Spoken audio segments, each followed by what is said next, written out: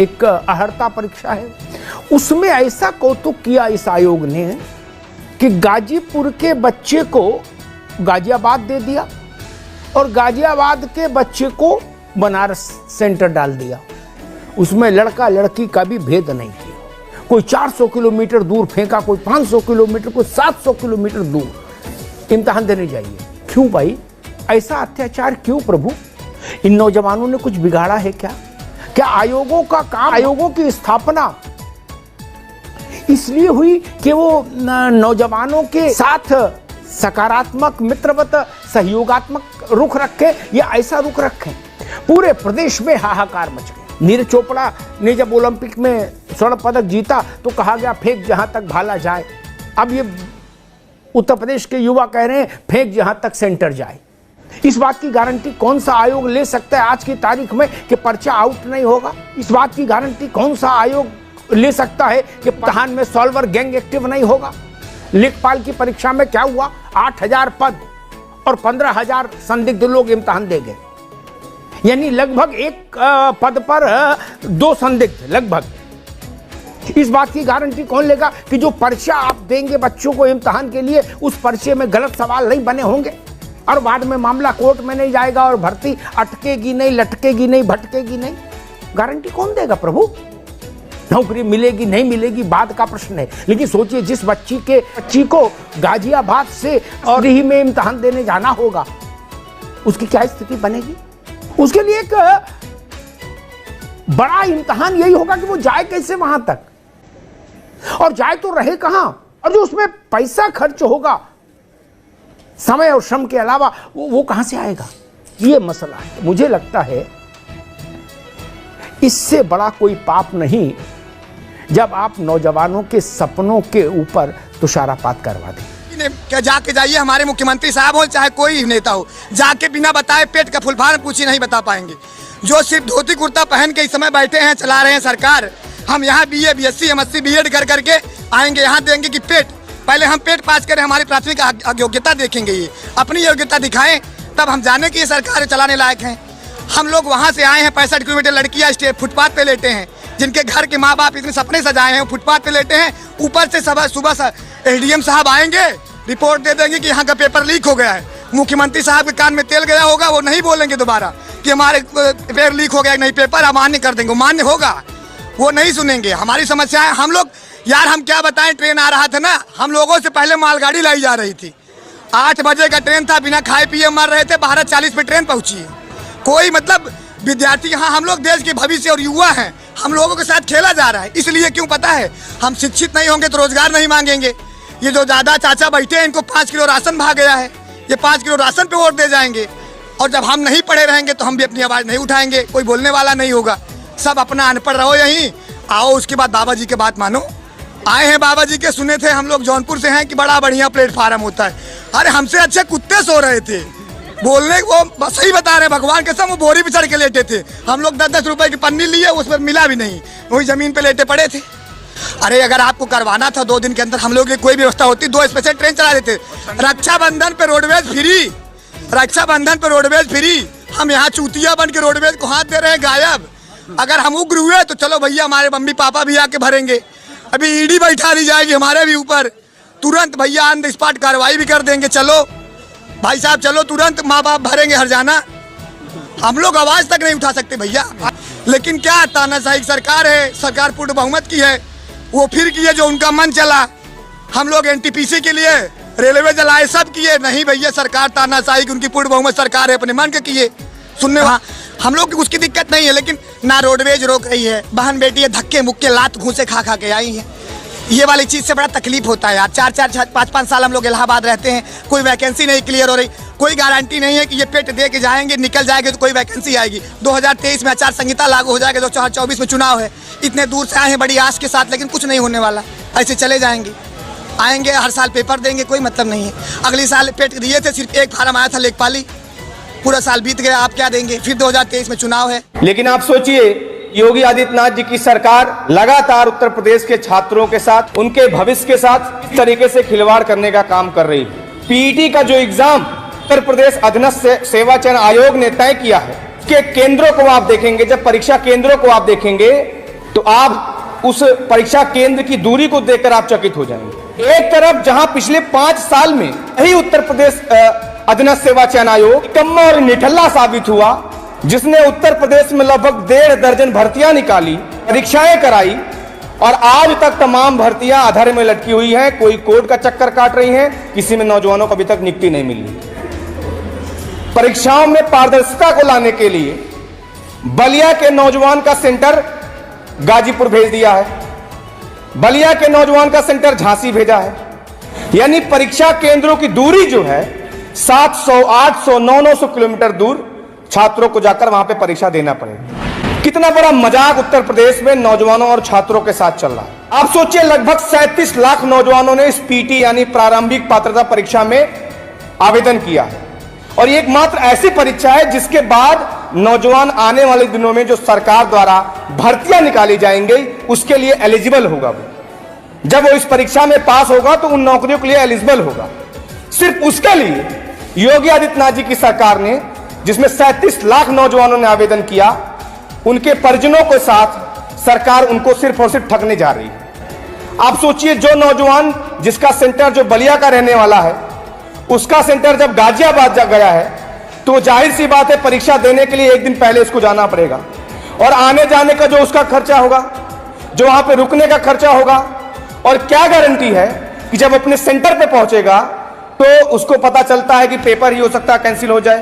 क्या गारंटी है कि जो अभी तक जैसे लगभग 1.5 दर्जन भर्तियां, 1.5 दर्जन परीक्षाएं जो अभी तक रद्द हो गई, अभी तक नकल माफियाओं के भेड़ चढ़ गई, क्या गारंटी है आने वाले दिनों में ये सब नहीं होगा। नंबर 1 लेखपाल भर्ती लगभग 9,000 जिसमें सीटें थी और जिसमें आयोग को जानकारी दी जाती है कि 15,000 लेखपाल भर्ती में 15,000 नौजवान संदिग्ध थे।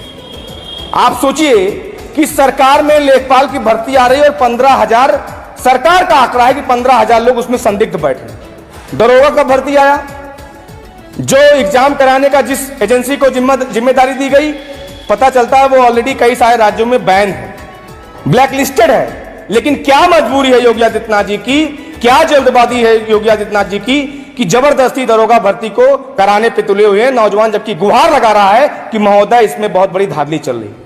आज सारी की सारी भर्तियां अधर में लटकी हुई हैं, नौजवान कोर्ट कचहरी का सिर्फ धक्का खा रहा है। दूसरा, इसमें एक लाइन लिखा गया है कि 1.61 करोड़ यानी 1.61 करोड़ नौकरी योगी आदित्यनाथ जी की सरकार में निजी क्षेत्रों में दे दी गई। निजी क्षेत्र का मतलब क्या है? निजी क्षेत्र का मतलब यह है कि वो नौजवान जिसने 5 साल, 6 साल, 7 साल इलाहाबाद, मेरठ, दिल्ली में जाकर तैयारी की अपनी सरकारी नौकरी के लिए और उसको नौकरी जब नहीं लगती है, वो नौजवान जो बीटेक करके, एमबीबीएस करके, लाखों रुपए डुबो के जब सरकार के पास नौकरी लेने आता है और नौकरी उसको नहीं मिलती है, उस नौजवान को सरकार, जब वो नौजवान मजबूरी में आकर एक ई रिक्शा खरीदता है और ई रिक्शा चलाकर अपना भरण पोषण करने का काम कर रहा है सड़कों से, तो योगी आदित्यनाथ जी कह रहे हैं कि ये नौकरी दरअसल इसका श्रेय मुझे जाता है। यानी जो ई रिक्शा चला रहा है अपने परिवार का पेट पालने के लिए, उसकी भी नौकरी का श्रेय योगी आदित्यनाथ जी ले रहे हैं। यानी जिसने 2 जानवर खरीद लिया, 2 भैंस अपने यहां खरीद लिया और 2 लोगों को सुबह शाम उसके रखवाले के लिए लगा दिया, तो वो भी रोजगार योगी आदित्यनाथ जी के खाते में जाता है। ये लेकिन आज दुर्भाग्य है कि हमारा नौजवान जो सड़कों पर धक्के खा रहा है, जब वो मुख्यमंत्री जी से मांग करता है कि हमारी जो भर्तियां हुई, हमारी जो परीक्षाएं हैं, उसको क्लियर कराने का काम करिए। मैं सरकार से निवेदन करूंगा कि इनके दम पे आपने उत्तर प्रदेश में दोबारा सरकार बनाई है, इन्हीं के कंधे पर बैठ के आप दोबारा सत्ता के शिखर पे पहुंचे हुए हैं, इनके साथ इस तरीके से छलावा करने का काम बंद करिए। उत्तर प्रदेश जो आज एक तरीके से सॉल्वर गैंग का प्रदेश बन चुका है, जहां पर योगी आदित्यनाथ जी की सरपरस्ती में अब उत्तराखंड में भी यहां से सॉल्वर भेजे जाते हैं। हम इतने आगे हो गए हैं कि उत्तराखंड भी हमारे उत्तर प्रदेश के नौजवान सॉल्वर वो उत्तराखंड जा रहे हैं पेपर सॉल्व करने के लिए। तो इस तरीके से जो आज नौजवानों के साथ छलावा हो रहा है, सरकार से अपील करता हूं कि नौजवानों के साथ इस तरीके से बर्ताव करना बंद करिए। प्रधानमंत्री बनने के लिए कोई योग्यता है? कोई परीक्षा पास करनी पड़ती है? विधायक बनने के लिए कोई परीक्षा पास करनी पड़ती है? सांसद बनने के लिए कोई परीक्षा पास करनी पड़ती है? शिक्षा मंत्री, स्वास्थ्य मंत्री, मुख्यमंत्री बनने के लिए कोई परीक्षा पास करनी पड़ती है? लेकिन एमए करके, पीएचडी करके, बीए पास करके, बीकॉम करके, इंजीनियरिंग करके भी अगर आपको लेखपाल बनना है तो सरकार पूछती है तुम्हारे अंदर योग्यता है कि नहीं, पहले पीटी का एग्जाम दो। ये पीटी का एग्जाम नौजवानों का शोषण है। ये पीटी का एग्जाम बंद होना चाहिए। हम कोई पीटी का एग्जाम नहीं देंगे। तुम्हारा लड़का जैसा धनिया बेच के हजारों करोड़ कमाएगा, उसकी योग्यता नहीं चेक करते। उसको बीसीसीआई का सचिव बना दिया, बेटा हजारों करोड़ क्रिकेट के नाम पे लूटो, अमित शाह के बेटे हो, चिंता करने की जरूरत नहीं। मुझे शर्म आती है उत्तर प्रदेश की आदित्यनाथ की सरकार पे, जो हमारे नौजवानों को जानवरों की तरह गाड़ी में भर के, बसों में भर के पिछले 2 दिनों से परीक्षा केंद्रों पर जाना पड़ रहा है। 1-1 हजार किलोमीटर दूर जाना पड़ रहा है। अरे ऐसे तो जानवर भी नहीं जाते जैसे तुम नौजवानों को लेकर जा रहे हैं। ये कहा गया कि पीटी की परीक्षा पास करनी पड़ेगी। युवाओं ने कहा क्यों पास करनी पड़ेगी? बोले तुम्हें अपनी योग्यता साबित करनी है। तुम लेखपाल बनने के काबिल हो कि नहीं हो, तुम क्लर्क बनने के काबिल हो कि नहीं हो, तुम अधीनस्थ चयन सेवा आयोग की भर्ती में सेलेक्ट होने के काबिल हो कि नहीं हो, पहले इसकी परीक्षा दो, तब लेखपाल की परीक्षा दो। पीटी की परीक्षा से कोई नौकरी नहीं मिलेगी आपको। पीटी की परीक्षा से इस उत्तर प्रदेश के नौजवानों को अपनी योग्यता साबित करनी है कि वो लेखपाल बनने के काबिल है।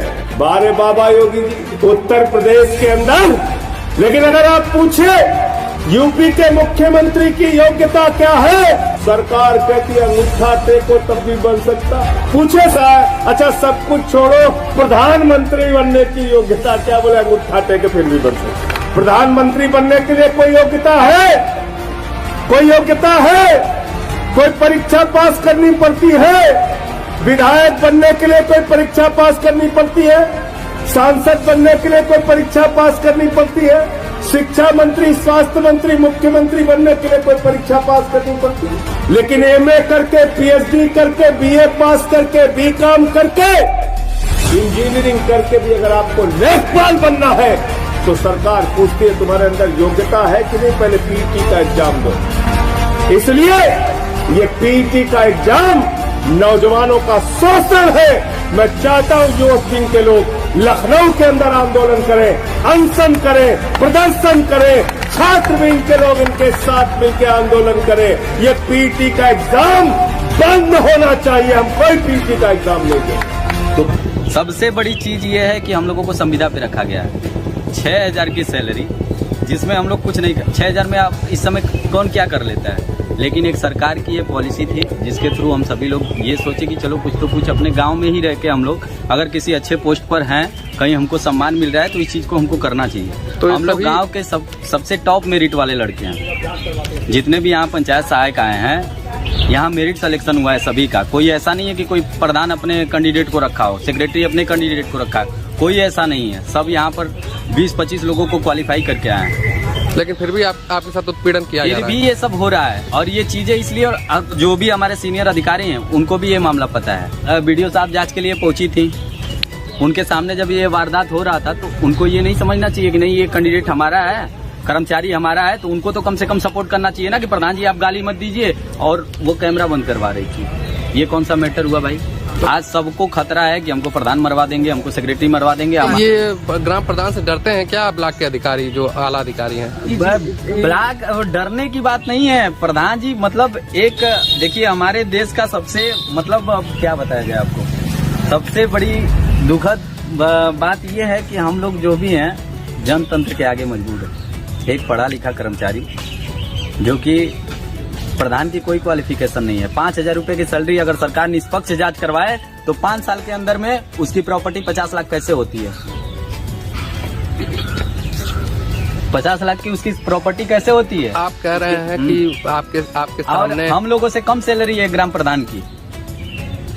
लेकिन ये सब सारी चीजें सरकार को, हम लोगों को एक दे दिया गया है कि भाई जाओ तुम मरो, अपने गाँव में रहो और प्रधान को झेलो, सेक्रेटरी को झेलो। हम लोग अपने हम लोग तो ये सोच कर आए ना कि चलो भाई अच्छा पोस्ट है हम लोगों का, हम लोग किसी से दुश्मनी लेने थोड़ी नहीं आए थे, लेकिन हम लोगों को क्या पता था कि अगर हम लोग काम में लगेंगे तो हम लोगों को सारी डाटा के बारे में जानकारी दी जाएगी, तो प्रधान और सेक्रेटरी हमारे प्रति साजिश रचेंगे। पर आप किसी भी पीटी की अहर्ता कम से कम 5 वर्ष होनी चाहिए।